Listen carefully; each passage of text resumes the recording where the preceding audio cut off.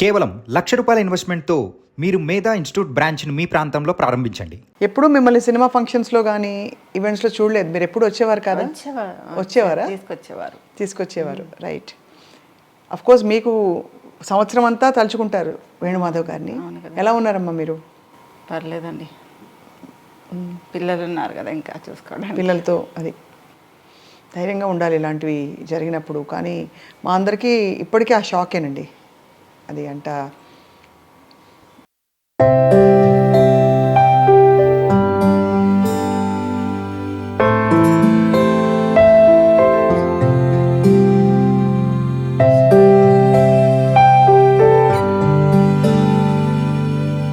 అంత కొడుకులు ఇక్కడ పక్కన చూసారా ఏమంటున్నారు?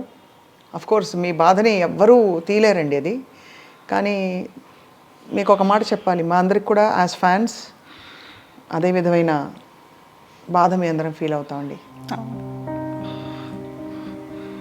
అసలు మదర్ అంటారు ఏడిస్తే ఏదో ఏడవని అసలు మామూలుగా అయితే ఇంకా ఏడిస్తే అది మన దగ్గర లేనట్టు అని మదర్ అంటారు. కానీ ఏడవను అసలు అయితే ఏడవను ఇంట్లో మోస్ట్లీ సడన్ గా మీరు టాపిక్ తీసుకొచ్చి. కానీ మగపిల్లలు కాబట్టి చెప్తున్నాను ప్రభాకర్, మామూలుగా అప్పుడప్పుడు ఏడుపు వచ్చినప్పుడు మన బాధ చెప్పేస్తేనే బెటర్.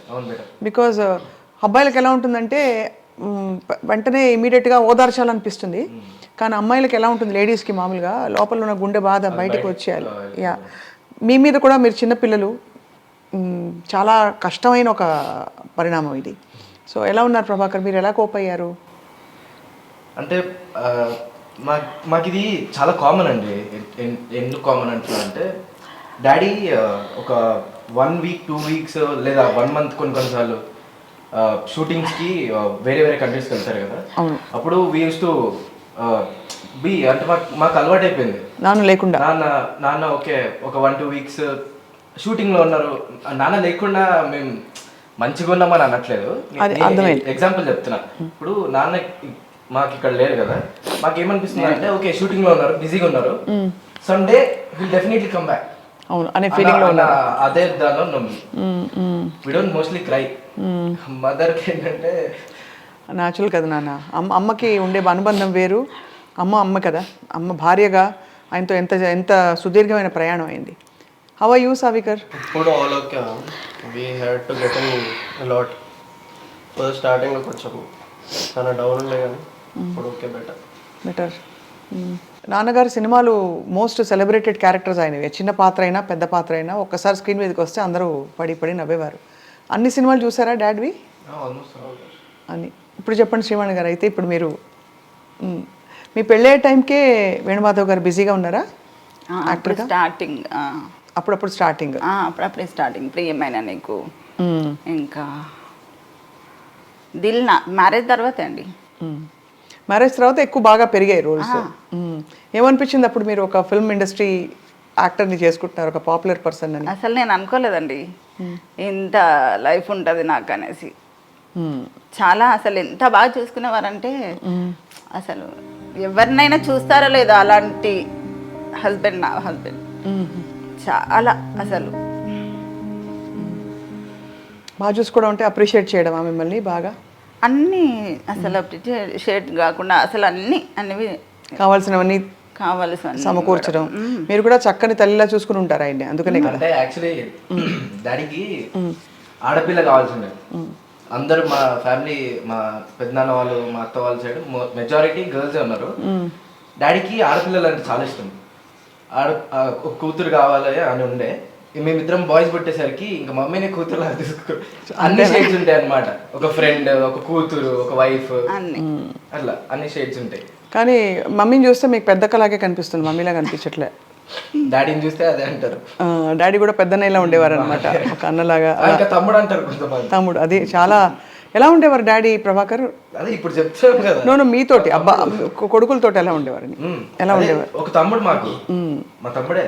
ఇప్పుడు డాడీ దగ్గరికి వెళ్ళి డాడీ ఇట్లా నేను బయటకు వెళ్ళాలి, డ్రైవర్ మాట్లాడేసి అది ఇది ఉండదు మాకు. నువ్వు ఎక్కడికి వెళ్దాం అనుకుంటున్నావు, నువ్వు ఎవరితో మాట్లాడదాం అనుకుంటున్నావు, నువ్వు మాట్లాడేసుకుని వెళ్ళిపో, నన్ను ఎందుకు అడుగుతున్నావు? నీకు ఆ ఫ్రీడమ్ ఉంది. ఒక లిమిట్ ఉంటుంది కొన్ని ప్లేసెస్ లో. లిమిట్ ఉంటుంది. మాకు ఫ్రీడమ్. మేము ఎంత ఓకే ఇప్పుడు నాకు 10th సి వచ్చిందా, 70% వచ్చిందా, 60 వచ్చిందా, ఇవేం అడగరు. పాస్ అయినా ఓకే డన్ అంతే. చాలు. నీతో ఎంత అవుతుంది, నీతో అంత చేసుకో, చాలు డన్. చాలా ప్రేమతత్వం అయితే. ప్రేమతత్వం. లేకపోతే ఎప్పుడైనా ఫిల్మ్ యాక్టర్ కొడుకు మీరు అని చెప్పి స్కూల్లో స్పెషల్ ట్రీట్మెంట్ ఉండేదా బాగా? మేము అసలు ఎప్పుడు చెప్పుకోలేదు. నాన్నే మా 10th క్లాస్లో వచ్చింది. నా 10th క్లాస్కి వచ్చింది ఒకసారి వచ్చింది డాడీ. అంతేనా? అంతే. అన్నిసార్లు మమ్మీ వస్తుండే, ఇంకా డాడీని ఎప్పుడు రానియలే కూడా మేము. రావద్దు డాడీ, మీరు రావద్దు డాడీ అని. వస్తా అంటే కూడా రానివ్వరు. స్పెషల్ ట్రీట్మెంట్ ఉంటుంది కదా, సో అండ్ సో అని చెప్పి అది కొంచెం ఇట్లా out of the box treat చేసే ఆ ట్రీట్మెంట్ కొంచెం మనకి చాలా. కానీ అందరం షాక్ అయ్యాము సావికర్ ఫ్రాంక్లీ.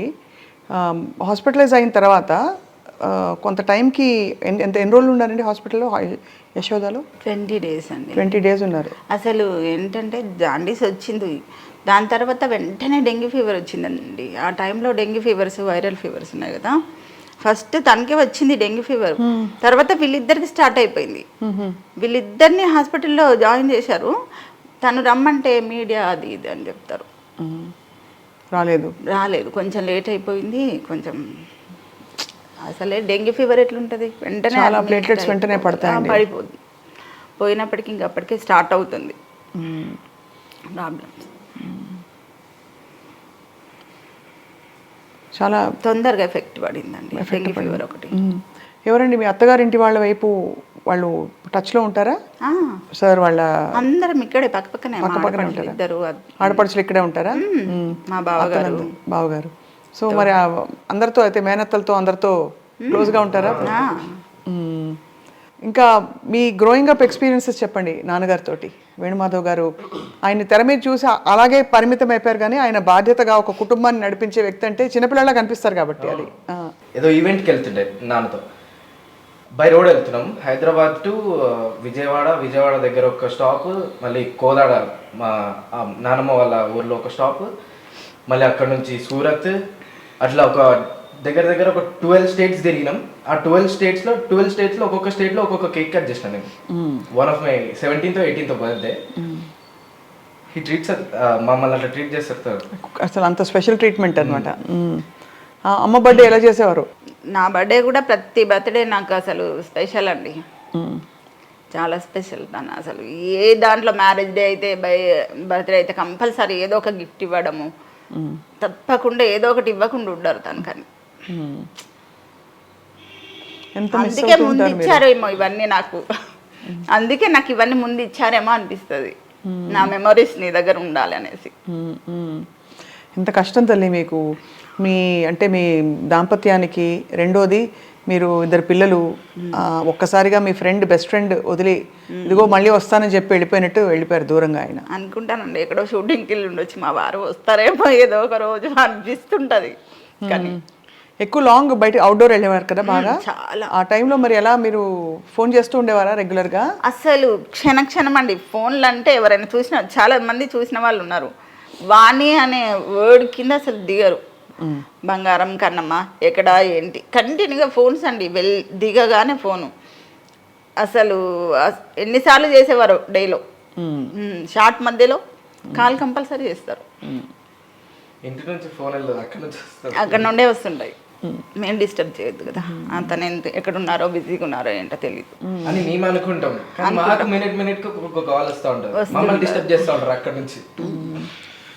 ఎంత అసలు అఫెక్షనేట్, అసలు ఎంత హార్ట్ ఉండేది ఆయనకి.